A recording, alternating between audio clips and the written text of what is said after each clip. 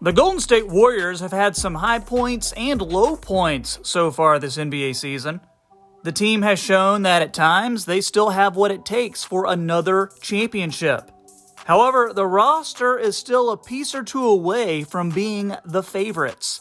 But the trade targets I'm going to talk about in today's video would completely change the narrative. Welcome everybody, my name is Troy and this is the Half Court Report. Be sure you click that thumbs up button and subscribe for some of the best NBA content that you're going to find on YouTube.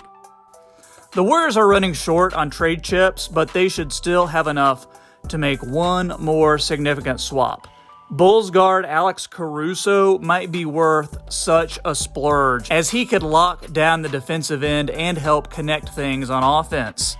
This is a guy whose defense is top-notch. He was an all-defensive first-teamer last year, and he could be in the running for that honor any given season.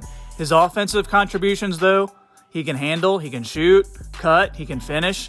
He may not do any of those things at a super high level, but the fact that he can do them at all would make it easier for him to find a fit. The main issue here is that the Bulls have yet to show a willingness to move him, but their need to rebuild their current roster may give them no other choice.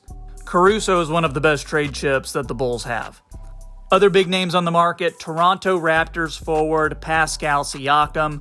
He might be the best one who also fits Golden State's limited trade budget. He is arguably the most talented player Golden State could potentially afford. He doesn't quite have a deep enough offensive bag to be a team's primary option, but the Warriors already have Steph Curry, so they're good. Pascal Siakam would be a prime second option. Just a couple seasons ago, when Kyle Lowry and Fred VanVleet were shouldering a lot of the offensive load, Siakam shot 45% from the field, 36% from three, and almost 80% from the line, while putting up 23 points, 7 rebounds, and almost 4 assists. He's also solid defensively. He can switch onto just about any assignment and uses his length and high motor to disrupt actions with steals and deflections. Another player to keep an eye on is Clippers big man PJ Tucker. He has already talked about his frustrations at being left out of the Clippers rotation since he was traded there by the Sixers in the James Harden deal. He's making $11 million this year and about the same next year as well, so that might hurt his trade value a little bit, but I think the Warriors would be able to capitalize on that. He hasn't shot the ball that well this year, but he still made about 40% of his threes with the Sixers over last season and the first part of this year. His defensive versatility has also aged a little bit because Tucker is in his late 30s, but he can defend fours and some threes as well. And I also think Tucker would prefer a trade to a contender like the Warriors.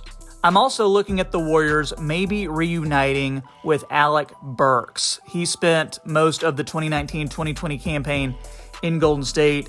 He is currently playing for the Detroit Pistons. He has a good enough track record to where I think he could be a contributor to this team.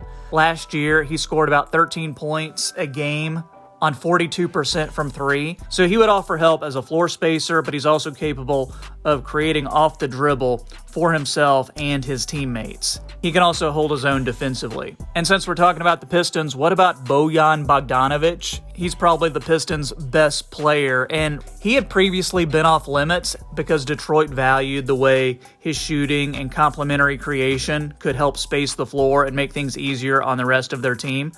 But considering how bad Detroit has been this year, they are reportedly reconsidering that and are open to making pretty much everybody on their roster available. Bogdanovic is under contract this year and next for about $20 million, so whoever makes that trade for him won't have to worry about him turning into a one-year rental.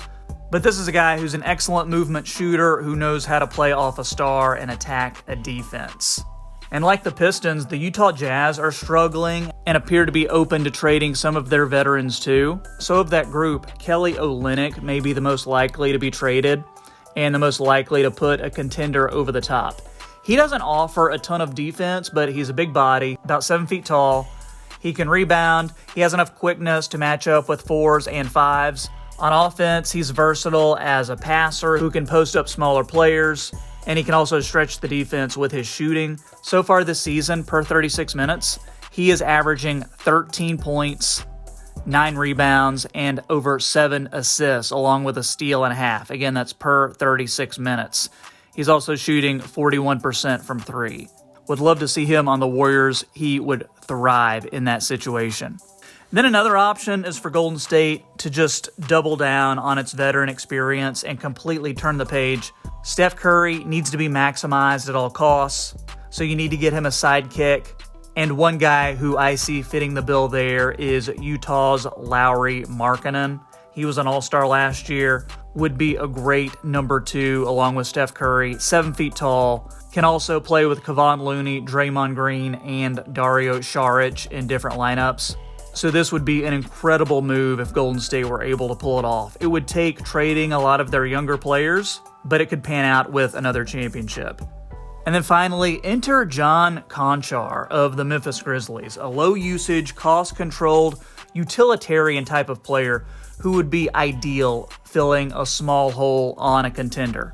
Instead of relying on all-star teammates to make him better, he's the type of role player who goes out of his way to ease the all-star's job. He functions on both ends, he has great hands, makes quick decisions, he hustles, hits the open 3, and really tries hard when he's out there. For Warriors fans who haven't seen much of Konchar, think poor man's Derek White of the Boston Celtics. But Konchar is a connector who does not stop moving. He would look good in Golden State, where spacing isn't the issue. It has been sometimes in Memphis. I know you guys are going to have a lot to say in the comments, so since you have watched this far, be sure you drop a like for the YouTube algorithm and hit that subscribe button too so you never miss an NBA video. Check out my pinned comment. And since we are talking about Warriors players, one guy who could be in a trade just because he is playing so well is Trayce Jackson-Davis. I am loving what he's bringing to this team with his athleticism, his defense, and just his overall feel for the game. I did a whole video on him. Make sure you check that out. Let me know what you think, and I will catch you next time on the Half Court Report.